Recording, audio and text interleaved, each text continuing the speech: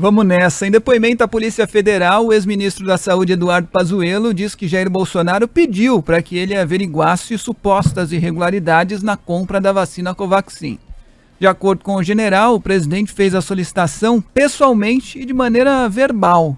Foi bem informal, Felipe. Segundo o relato do Pazuello, a conversa com Bolsonaro foi realmente informal e os dois despacharam em pé. O ex-ministro afirmou que o panorama à época... Despacharam em pé. O ex-ministro afirmou que o panorama à época da denúncia não era de gravidade, mas determinou que o então secretário executivo Élcio Franco checasse o contrato da vacina indiana. Eduardo Pazuello ouviu o número 2 da Saúde, que não havia irregularidades, mas não lembra, se informou o presidente da suposta apuração realizada pelo Ministério. Ontem, o atual ministro da Saúde, Marcelo Queiroga, anunciou que vai cancelar de vez a compra da Covaxin. Ô, Fábio, eu também parei no os dois despacharam. Que grande momento da administração. Mas para o Ministério da Saúde que compra vacina tomando chopp, despachar em pé tá tranquilo. Perfeito, Fábio. Nossa, aquele happy hour no shopping em Brasília entre membros do Ministério da Saúde e um cabo da Polícia Militar que nem podia ter uma outra atividade para complementação de renda, para compra de vacina, que houve o relatado pedido de propina, realmente é mais um episódio tragicômico aí dessa avacalhação geral da República. E esse foi previsto aqui no programa.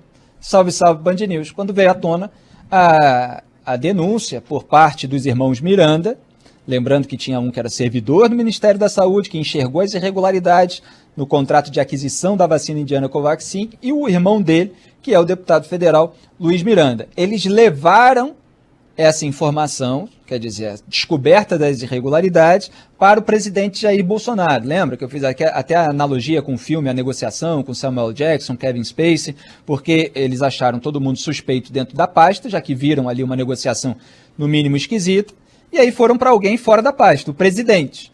E o presidente disse para eles, vou alertar o DG, o diretor-geral da Polícia Federal. Mas o que o presidente fez? De acordo com o relato dos governistas, ele avisou ao então ministro da própria Saúde, quer dizer, ao chefe da pasta, onde, naquele momento, diante de uma irregularidade clara, era suspeito também. Então, o general Eduardo Pazuello, agora, ele faz aquela narrativa que é a narrativa de defesa do governo, que é você esconder eventual, possivelmente, porque é o que parece. Tem um comentário de destaque aqui desse programa que ficou no YouTube e era mais ou menos assim: o governo tenta reduzir irregularidades a informalidade, alguma coisa nesse sentido, porque ele tenta mostrar ao Pazuello nesse depoimento que aquilo era meio avacalhado mesmo, é informal e tal, não sei o quê, para não posar de culpado de estar fazendo algo muito pior, de má fé. Então ele diz para a polícia, não, o presidente relatou essas irregularidades para mim, mas fez isso de uma maneira informal. Ô, Pazuello, as irregularidades aí, dá uma checada. É como se fosse a cozinha do quintal. Se é administração pública, você tem um despacho, você tem um documento, hoje, dia tal, recebi dos irmãos Miranda, o deputado federal tal, o servidor tal, da pasta tal, denúncias de irregularidade no contrato tal, encaminho aqui para o órgão competente, que na verdade é a Polícia Federal, e aí você tem toda uma documentação das atividades. Por quê? A administração pública não é a casa do condomínio da Barra da Tijuca do Jair Bolsonaro. Mas o patrimonialismo, essa indistinção entre aquilo que é público e privado, ela sempre foi predominante no bolsonarismo como um todo, na família Bolsonaro, como a gente vê até pelos episódios nos gabinetes passados, e também no seu entorno. Esses aliados, essa turma que topa passar pano, ser subserviente, um manda, outro obedece, como o Pazuello. Então, para se proteger, para não comprometer o presidente, você fala algo que não pode ser provado. É a mesma coisa do presidente quando ele falou, a partir do momento que foram descobertas as transações bancárias, os cheques do Fabrício Queiroz para a Michele Bolsonaro, para o Jair, na verdade, como ele próprio admitiu aqui ao grupo, mas que eram depositados na conta da Michele Bolsonaro, o que ele faz? Qual é a alegação dele? Ele fala assim, não, na verdade isso aí é a quitação de um empréstimo anterior que eu tinha feito. Teve bolsonarista da Câmara dos Deputados também acusado aí de rachadinha, que se saiu com a mesma alegação. Não, vocês detectaram aí, porque na verdade eu tinha emprestado. Parece uma tradição bolsonarista emprestar dinheiro para assessores, né? É um empréstimo do qual só se tem conhecimento depois que as transações bancárias são descobertas. Então você entende que, a partir do momento que deu problema, deu ruim. Não, vamos falar que eu tinha emprestado antes, por isso que ele está supostamente devolvendo. Ele não está pagando, né, um dinheiro sujo ali. Não, ele está devolvendo um empréstimo que eu tinha feito informalmente e eu não tenho como provar. E agora, veio a acusação de prevaricação, quer dizer, o presidente não ter feito nada a partir do momento que ele recebeu uma denúncia. Não, vamos dizer que o presidente falou ali para o general.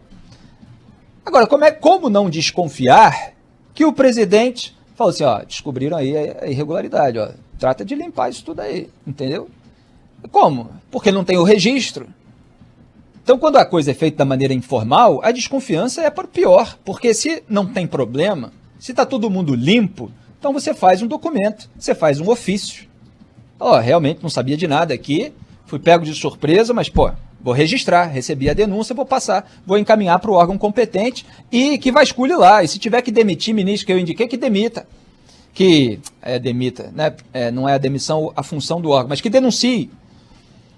Mas não foi isso que Jair Bolsonaro fez. E aí começaram a tentar limpar a barra lá na questão da Covaxin e demoraram, se enrolaram e na CPI estão se enrolando mais ainda. Teve lá o caso do invoice com pagamento antecipado de 45 milhões de dólares, que eram 200 milhões de reais, né? São 200 milhões de reais. Você imagina se você, ouvinte, que está aí dirigindo, você, na sua empresa, te dá um documento para assinar, e aí você assina ou está prestes a assinar, e aí você vê assim, peraí, está dizendo aqui que tem que pagar 200 milhões de reais para fulano. Peraí, então, vamos parar. Você ia achar que era uma coisa normal, assim, foi um errinho. Ou você ia falar, peraí, se eu assinasse isso aqui distraído, eu estaria endossando um pagamento antecipado de 45 milhões de dólares, 200 milhões de reais, para uma empresa que não estava prevista no contrato inicial e num paraíso fiscal em Singapura? Quer dizer, tentaram me empurrar um negócio aqui. É claro que tudo isso é muito estranho e precisa ser devidamente investigado pela CPI. Agora, a narrativa do Pazuello para a polícia, ela é reveladora do modus operandi do bolsonarismo.